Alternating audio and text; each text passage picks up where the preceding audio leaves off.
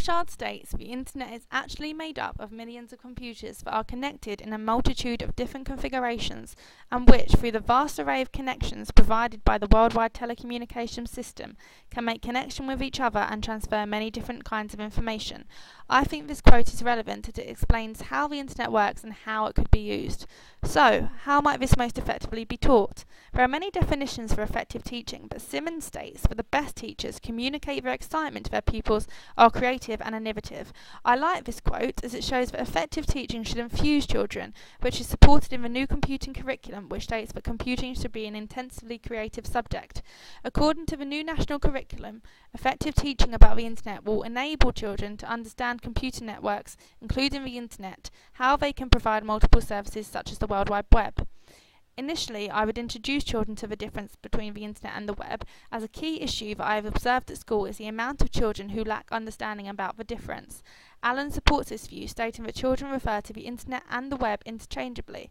I would illustrate this to children by initially explaining that the internet is the main infrastructure such as wires, whereas the web is merely the content such as websites. To further deepen the children's understanding, I would use the analogy that the web is a city and the internet is the infrastructure of the city, such as the power lines. Another key issue is that children have a misconception of what the internet and the World Wide Web look like, which Blum advocates, suggesting people draw things like the Milky Way. I would address this misconception through having children draw one picture of the internet, one of the web, and then showing them official images.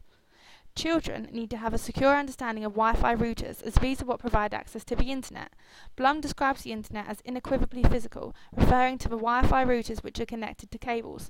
I would physically show children Wi-Fi routers through having a tour around the school. This learning outside the classroom allows children to see firsthand what they've learned and to properly understand that the internet is a physical thing, which the Department for Education and Skills have recognised as essential for every child.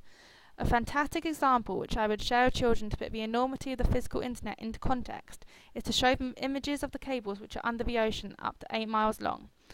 A lesson would be dedicated to introducing children to HTML, the language of the web, showing that this is a code which is entered and then read by a web browser and turned into web pages.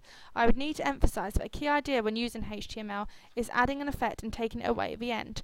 I would demonstrate this to pupils by writing a word with the code and then showing how this would appear on the web page. I think it would be necessary for pupils to be provided with some basic HTML code sheets, and I would then leave the children to experiment. This learning advocates constructivism, as the children would be exploring the codes by themselves, learning individually with no instruction. This learning is defined as being a process of active discovery. As current issue relating to computing is whether pupils actually have sufficient knowledge of the internet when they leave primary schools. This issue is raised by computing at schools. Computing is one of the most exciting subjects on earth, but at school can be taught in a dull way.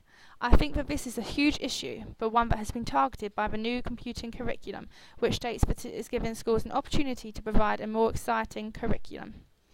E-safety is a national priority, as it shows children the dangers of using the internet and how to be responsible whilst using the internet. Bechter agrees with this view, stating that e-safety is an important part of computing curriculum, as schools have a duty to help children to remain safe.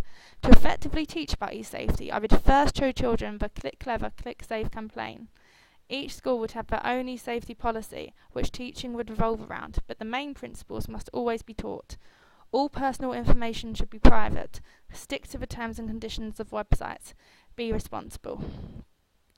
In conclusion, I think that the internet is increasingly used by children in everyday life, and effective teaching should enable children to understand how the internet works and how to be a competent, responsible user of the internet.